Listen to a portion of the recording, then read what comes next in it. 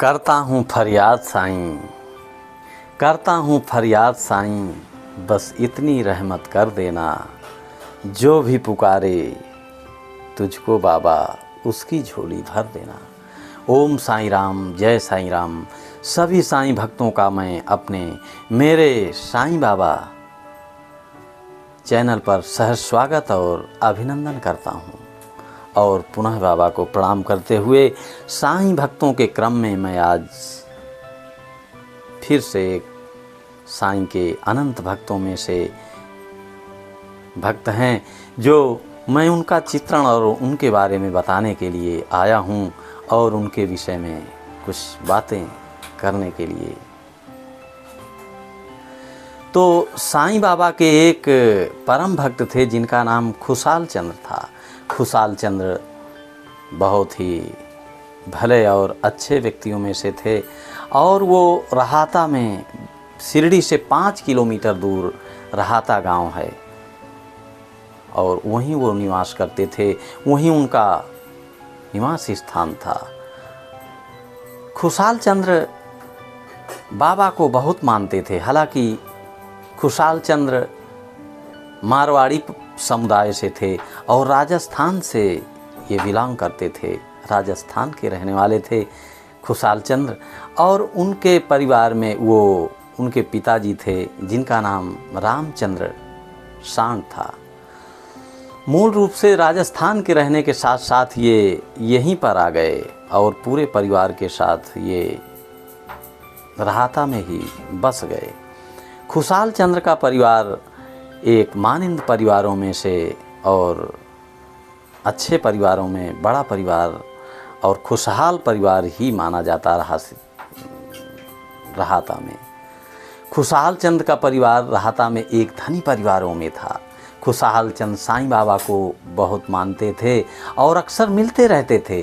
खुशाल चंद्र के पिता रामचंद्र 1860 में सिधार जाते हैं, यानी उनका देहावसान हो जाता है।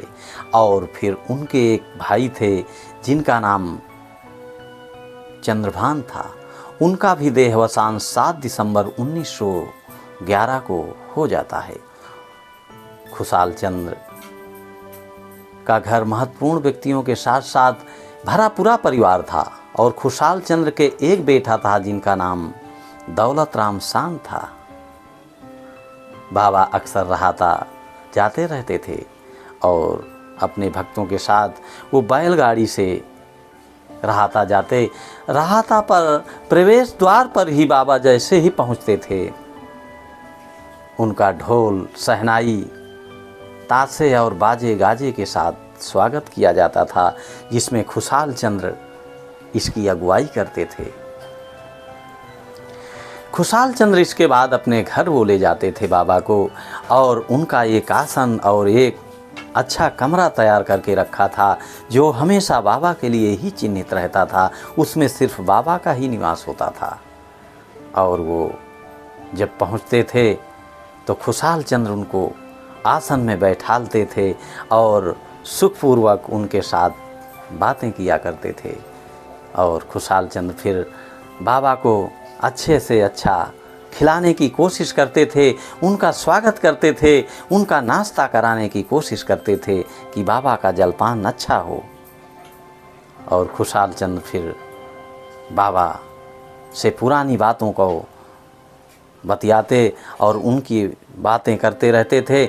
जब बाबा शिरडी जाने के लिए तैयार होते तो खुशाल चंद्र स्वयं साधन की व्यवस्था करते थे और खुशाल चंद्र वहाँ तांगा और घोड़ा को तैयार करवाते थे सजा धजा करके और फिर बाबा को वहाँ बैठाल करके उनके भक्तों के साथ शिरडी को रवाना करते थे।